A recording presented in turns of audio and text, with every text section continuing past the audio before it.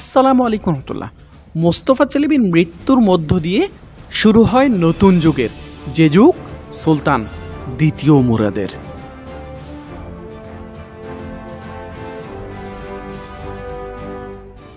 সুলতান চেলেবি মেহমেদের মৃত্যুর পর দ্বিতীয় মুরাদ সিংহাসনে আরোহণ করার সাথে সাথেই ওসমানীয়দেরকে হুমকি দিয়ে কনস্টান্টিনোপলের সম্রাট ম্যানুয়েল তার অধীনে থাকা মোস্তফা চেলেবিকে ছেড়ে দিয়েছিল, আর এতে বেশ সমস্যার সম্মুখীন হয়েছিল সুলতান দ্বিতীয় মুরাদ এবং গোটা ওসমানীয় সাম্রাজ্য।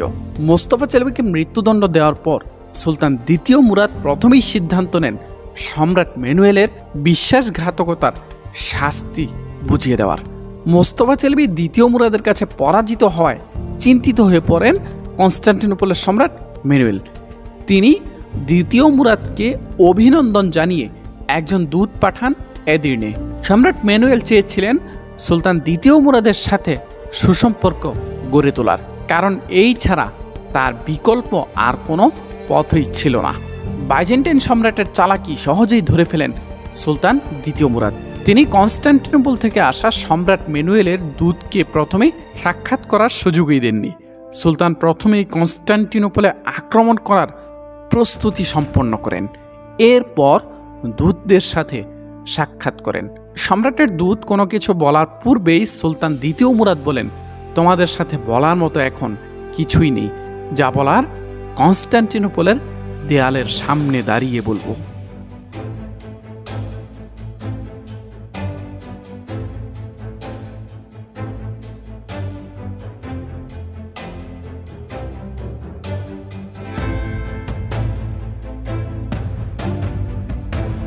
সুলতান দ্বিতীয় মুরাদ 10,000 সৈন্যের এক বাহিনী প্রস্তুত করে মিহাইলুলু মেহমেদ বেকে দায়িত্ব দেন কনস্টান্টিনোপলের আশেপাশের এলাকাগুলো জয় করার। মিহাইলুলু মেহমেদ বেও অল্প সময়ের মধ্যেই কনস্টান্টিনোপলের আশেপাশের সকল এলাকা জয় করে ওসমানীয়দের অধীনে নিয়ে আসেন। এদিকে সুলতান দ্বিতীয় মুরাদ 20,000 সৈন্যের বিশাল আরেক বাহিনী প্রস্তুত করে কনস্টান্টিনোপলের দিকে অগ্রসর হতে থাকেন। সুলতান দ্বিতীয় মুরাদ এসে মিহাইলুলু মেহমেদ বে এবং তার পুরো বাহিনী একত্রিত করে কনস্টান্টিনোপল অবরোধ করেন।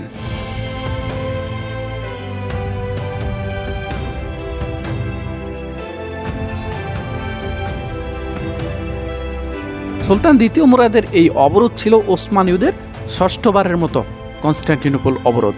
এর পূর্বে কনস্টান্টিনোপলকে 4 বার অবরোধ করেছিলেন ইলদিরিম বাইজিদ একাই। পঞ্চমবার অবরোধ করেন মুসা চেলেবি। ওসমানীয়দের প্রতিটি অবরোধই নতুন নতুন সমস্যা সৃষ্টি করে এ পর্যন্ত ঠেকিয়ে এসেছেন সম্রাট ম্যানুয়েল। সুলতান দ্বিতীয় মুরাদের আগ পর্যন্ত যতবারই কনস্টান্টিনোপল অবরোধ করা হয়েছে তার মধ্যে সবচেয়ে শক্তিশালী অবরোধ ছিল ইলদিরিম বাইজিদ খানের শেষ অবরোধটি।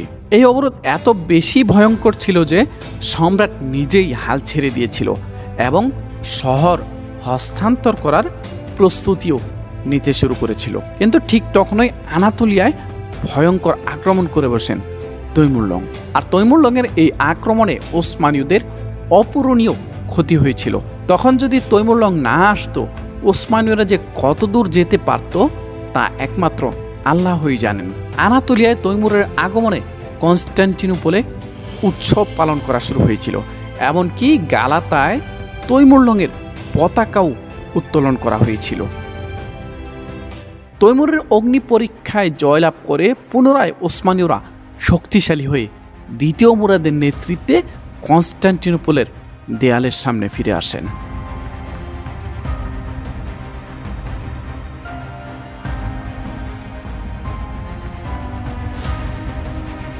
সুলতান দ্বিতীয় মুরাদ তার সেনাবাহিনী নিয়ে কনস্টান্টিনোপলের দেয়ালের সামনে যুদ্ধ ক্যাম্প স্থাপন করেন। ওসমানীয়দের বিশাল বাহিনী দেখে আতঙ্কিত হয়ে পড়েন সম্রাট ম্যানুয়েল। তিনি শান্তি চুক্তির জন্য সুলতান দ্বিতীয় মুরাদের নিকট একদল প্রতিনিধি পাঠান, কিন্তু সুলতান দ্বিতীয় মুরাদ তাদের প্রত্যাখ্যান করেন। কনস্টান্টিনোপলের প্রাচীরের প্রস্থান থেকে একটি তীর নিক্ষেপ করে এর মধ্যবর্তী জায়গায় একটি পরিখা খনন করা ছিল, যা শত্রু বাহিনীকে সরাসরি কনস্টান্টিনোপলের দেয়ালে আক্রমণ করতে বাধাগ্রস্ত করত। এদিকে সুলতান দ্বিতীয় মুরাদের নির্দেশ অনুযায়ী কনস্টান্টিনোপলের দেয়ালে আঘাত করার জন্য আনা হলো কামানের। প্রাচীরের দুর্বল পয়েন্টগুলো শনাক্ত করে কামান দিয়ে শুরু করা হলো গোলাবর্ষণ।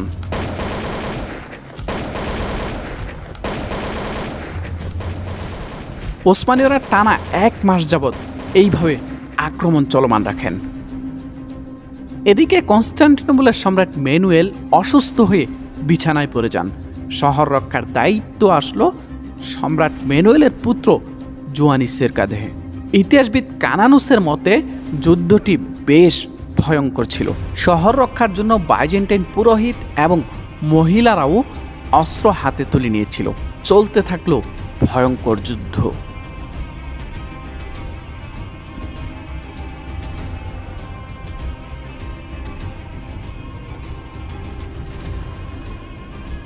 এ সময় একটি বিশেষ ঘটনা ঘটে যা ওসমানীয়দের মনোবল বাড়িয়ে দিয়েছিল কয়েক গুণ।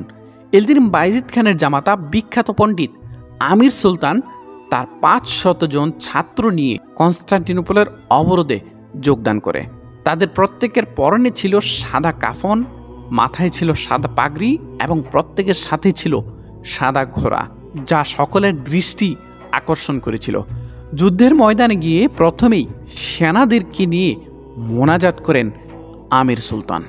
এরপর নিজেও যুদ্ধে অংশগ্রহণ করেন। এই ঘটনায় নতুন উদ্যমে লড়াই শুরু করে ওসমানীয় সেনারা। সবাই প্রায় নিশ্চিত হয়ে গিয়েছিল রাসূলুল্লাহ সাল্লাল্লাহু আলাইহি ওয়াসাল্লামের ভবিষ্যৎবাণী করা কনস্টান্টিনোপল এবার মুসলমানদের অধীনে চলেই আসবে। ওসমানীয় সেনাদের এই উৎসবমুখর আক্রমণ দেখে চরম হতাশাগ্রস্ত হয়ে পড়েন কনস্টান্টিনোপলের রক্ষক এবং জনগণ। 24 আগস্ট এক বিশেষ আক্রমণ শুরু করে ওসমানীয়রা। প্লাবনের ন্যায় কনস্টান্টিনোপলের প্রাচীরের দিকে ছুটে আসতে শুরু করে ওসমানীয় সেনাবাহিনী।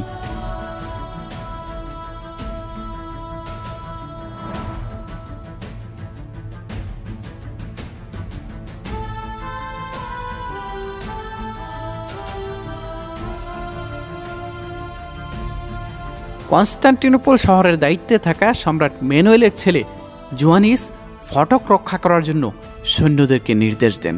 জুয়ানিস সেনাদেরকে মনে করিয়ে দেন তারা তাদের দেশ, ধর্ম এবং স্বাধীনতার জন্য লড়াই করছে। জুয়ানিস বাইজেন্টাইন সেনাদেরকে উৎসাহিত করার চেষ্টা করেন। কনস্টান্টিনোপলের সবাই সেদিন প্রতিরোধ করতে ময়দানে নেমে আসেন।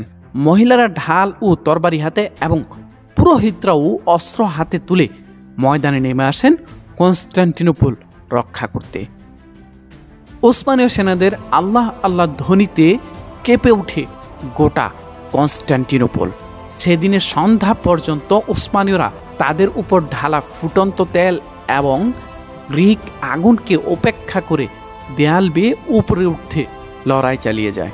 পানিতে না নিভা গ্রিক আগুন ওসমানীয়দের সিঁড়ি এবং সিঁড়ি বেয়ে উপরে উঠতে চাওয়া সেনাদেরকে চোখের সামনেই জ্বালিয়ে দিচ্ছিল। গ্রিক আগুন সেদিন রোমানদের প্রধান অস্ত্র ছিল। ওসমানীয়দের আক্রমণের বিপরীতে সেদিন সত্যি অসাধারণ প্রতিরোধ করেছিল বাইজেন্টাইনরা।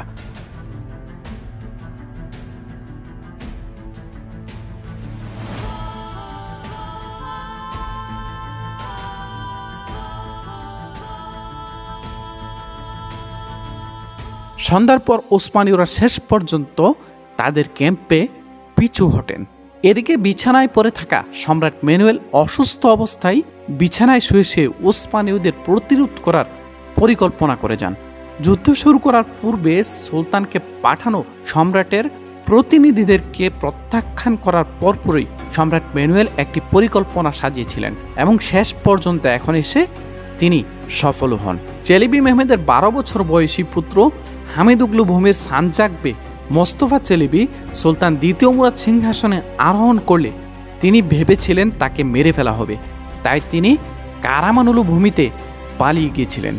সুলতান দ্বিতীয় মুরাদ কর্তৃক কনস্টান্টিনোপল অবরোধ শুরু হলে সম্রাট ম্যানুয়েল শাহজাদা মোস্তফার উপদেষ্টা সারাবদার ইলিয়াস বের সাথে যোগাযোগ করেন। এ সময় সারাবদার ইলিয়াস বেকে স্বর্ণমুদ্রা সহ আরও বেশ মূল্যবান উপহার সামগ্রী পাঠান, সাথে ভবিষ্যতে আরও অনেক কিছুই দেওয়ার প্রতিশ্রুতি দেন। এ সময় সম্রাট ম্যানুয়েল ইলিয়াস বেকে উদ্দেশ্য করে বলেন তিনি যেন চেলেবি মেহমেদের ছেলে মোস্তফা চেলেবিকে বিদ্রোহ করতে উস্কানি দেন এবং শেষ পর্যন্ত রাজি করান। তাদের ক্ষমতায় বসতে সর্বাত্মক সহযোগিতা করারও প্রতিশ্রুতি দেন কনস্টান্টিনোপলের সম্রাট ম্যানুয়েল। পাশাপাশি আনাতোলিয়ার অন্যান্য বেদেরকেও বিদ্রোহে অংশগ্রহণ করতে রাজি করাতে সক্ষম হন সম্রাট ম্যানুয়েল। সারাবদার ইলিয়াস বে মোস্তফা চেলেবিকে বিদ্রোহ করতে রাজি করাতে সক্ষম হন। তিনি সুলতান দ্বিতীয় মুরাদের বিরুদ্ধে বিদ্রোহ ঘোষণা করেন। এদিকে কারামান, গার্মিয়ান এবং জান্দারবমির বেরাও বিদ্রোহে অংশগ্রহণ করেন। সরাসরি সেনা পাঠিয়ে মোস্তফা চেলেবিকে সুলতান দ্বিতীয় মুরাদের বিরুদ্ধে সমর্থন করেন। অতঃপর পুরো বাহিনী একত্রিত করে শাহজাদা মোস্তফা চেলেবি কারামানলু ভূমি ছেড়ে বুরসার উদ্দেশ্যে রওনা দেন।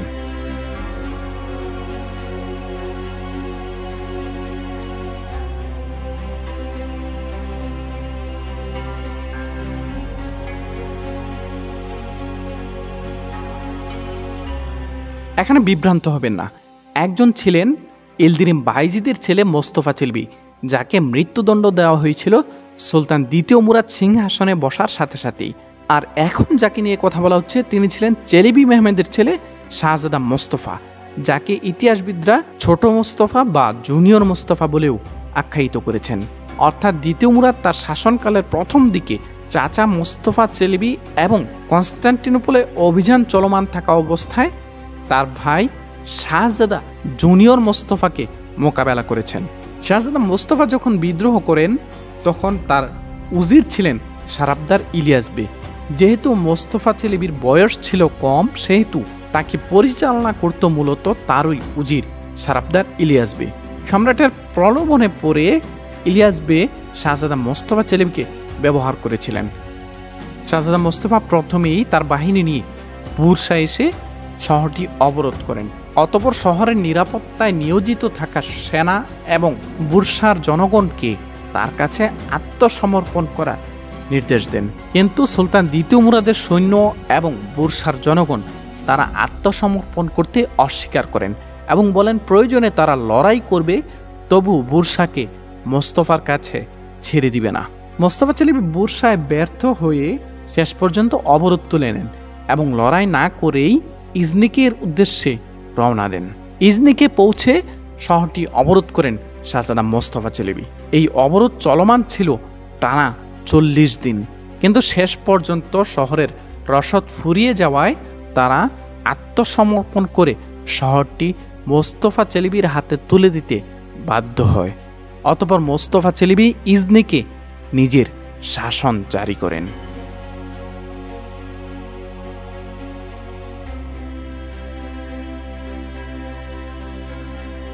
সুলতান দ্বিতীয় মুরাদ যখন কনস্টান্টিনোপলে পুরোদমে আক্রমণে ব্যস্ত, তখন একজন বার্তাবাহক এসে সুলতান দ্বিতীয় মুরাদকে বলেন, আপনার ভাই শাহজাদা মোস্তফা বুরসায় গিয়ে বিদ্রোহ ঘোষণা করেন। বুরসার জনগণ তাদেরকে খুব ভালোভাবেই প্রতিরোধ করতে সক্ষম হয়েছে, কিন্তু এরপর তিনি বসে থাকেননি। মোস্তফা তার সেনাবাহিনী নিয়ে ইজনিকের দিকে অগ্রসর হয়েছেন। সুলতান দ্বিতীয় মুরাদের চোখের সামনে যখন উসমানীয় সেনারা গ্রিক আগুনে ঝলসে যাচ্ছিল, ঠিক তখন মোস্তফা চেলেবির বিদ্রোহের এই খবরে সুলতান দ্বিতীয় মুরাদের মনোবল ভেঙে যায়। তিনি হতাশ হয়ে কনস্টান্টিনোপল অবরোধ তুলে নেওয়ার সিদ্ধান্ত নেন। সুলতান দ্বিতীয় মুরাদ দ্রুতই উসমানীয় সেনাবাহিনী নিয়ে কনস্টান্টিনোপল ছেড়ে আনাতোলিয়ার দিকে পিছু হটতে থাকেন। ওসমানীয় সেনাদেরকে পিছু হটতে দেখে কনস্টান্টিনোপলের জনগণ আনন্দে উচ্ছ্বসিত হয়ে পড়েন। এদিকে সুলতান দ্বিতীয় মুরাদ তার সেনাবাহিনী নিয়ে গ্যালিপলি পার হয়ে ইজনিকের দিকে অগ্রসর হতে লাগলেন। সুলতান দ্বিতীয় মুরাদ উপায় খুঁজছিলেন কিভাবে কোনো প্রকার লড়াই না করেই এই সমস্যার সমাধান করা যায়। সুলতান শাহজাদা মোস্তফার লাগাম ধরে রাখা সারাবদার ইলিয়াস বেকে গোপনে চিঠি পাঠিয়ে আনাতোলিয়ার বেইলার বে হওয়ার প্রস্তাব দেন। বিনিময়ে শাহজাদা মোস্তফাকে সুলতান দ্বিতীয় মুরাদের হাতে তুলে দেওয়ার শর্ত দেওয়া হয়। সারাবদার ইলিয়াস বে পূর্বেও একাধিকবার তার পক্ষ পরিবর্তন করেছেন। তিনি প্রথমে চেলেবি মেহমেদের পক্ষে ছিলেন, পরবর্তীতে আবার সুলেইমান চেলেবির পক্ষেও কাজ করেছিলেন তিনি। এবারও তিনি তাই করলেন। আনাতোলিয়ার বেইলার বে হওয়ার প্রস্তাব পেয়ে তিনি অত্যন্ত দক্ষতার সাথে কাজটি সম্পন্ন করেন। গার্মিয়ানুল সেনারা যখন জানতে পারেন সুলতান দ্বিতীয় মুরাদ বিশাল বাহিনী নিয়ে ইজনিকের দিকে অগ্রসর হচ্ছে, তখন তারা শাহজাদা মোস্তফা চেলেবিকে কারামানুল ভূমিতে নিয়ে যাওয়ার চেষ্টা করেন। কিন্তু সারাবদার ইলিয়াস বে বিভিন্ন অজুহাতে শাহজাদা মোস্তফাকে ভুলভাল বুঝিয়ে ইজনিকেই রেখে দেন। সুলতান দ্বিতীয় মুরাদ আকিনজি কমান্ডার মিহাইল মেহমেদ বেকে ইজনিকে পাঠান। মিহাইল মেহমেদ বে হঠাৎ করেই একদিন সকালে ইজনিকে আক্রমণ করে বসেন। মোস্তফা চেলেবি তখন গোসলখানায় ব্যস্ত ছিলেন। এখানে দুই পক্ষের মধ্যে ছোটখাটো একটি লড়াই হয়। লড়াই চলাকালীন সময়ে মোস্তফা চেলেবিকে একটি ঘোড়ার পিঠে উঠান সারাবদার ইলিয়াস বে। এরপরে হুট করেই মোস্তফা চেলেবিকে নিয়ে দৌড়ে পালাতে লাগলেন ইলিয়াস বে।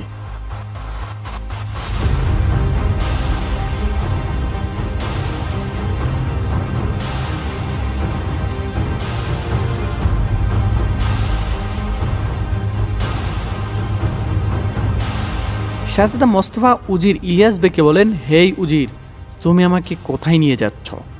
জবাবে ইলিয়াস বে বলেন, আমি তোমাকে তোমার ভাই সুলতান দ্বিতীয় মুরাদের নিকট নিয়ে যাচ্ছি। ইলিয়াস বের কথা শুনে শাহজাদা মোস্তফা আশ্চর্য হয়ে যান। তিনি বলেন, আমাকে আমার ভাই সুলতান দ্বিতীয় মুরাদের কাছে হস্তান্তর করো না, সে আমাকে মেরে ফেলবে। ইলিয়াস বে কোনো কথাই শুনলেন না। তিনি ইজনিকের বাহিরে দাঁড়িয়ে থাকা সুলতান দ্বিতীয় মুরাদের কাছে গিয়ে শাহজাদা মোস্তফাকে হস্তান্তর করেন। অতঃপর সুলতান দ্বিতীয় মুরাদের নির্দেশে একটি গাছের নিচে মোস্তফা চেলেবিকে মৃত্যুদণ্ড দেওয়া হয়।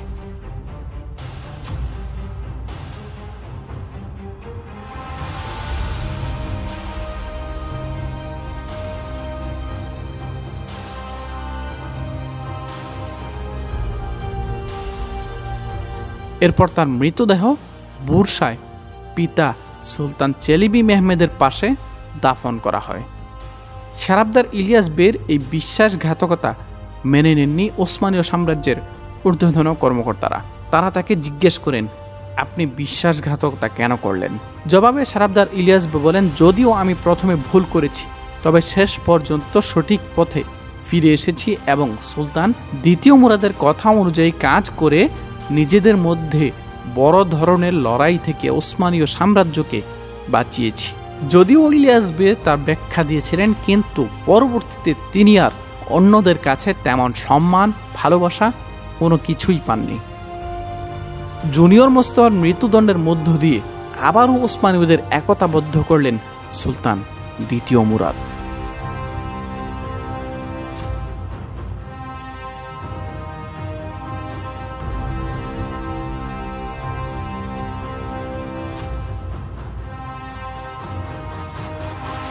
সুপ্রিয় দর্শক মণ্ডলী, আজকের এপিসোডটি এই পর্যন্তই। আমাদের পরবর্তী এপিসোড অর্থাৎ সুলতান দ্বিতীয় মুরাদের যুদ্ধসমূহ এপিসোড নাম্বার 3-এ আমরা আলোচনা করব ওসমানীয়দের থেসালনিক আক্রমণ, ওয়ালাসিয়া এবং হাঙ্গেরিয়ার বাহিনীর সাথে ওসমানীয়দের যুদ্ধ এবং আনাতোলিয়ায় ওসমানীয়দের আরও বেশ কয়েকটি যুদ্ধের ইতিহাস নিয়ে। আমাদের সেই এপিসোডটি দেখার আমন্ত্রণ জানিয়ে আজকের ভিডিওটি শেষ করছি।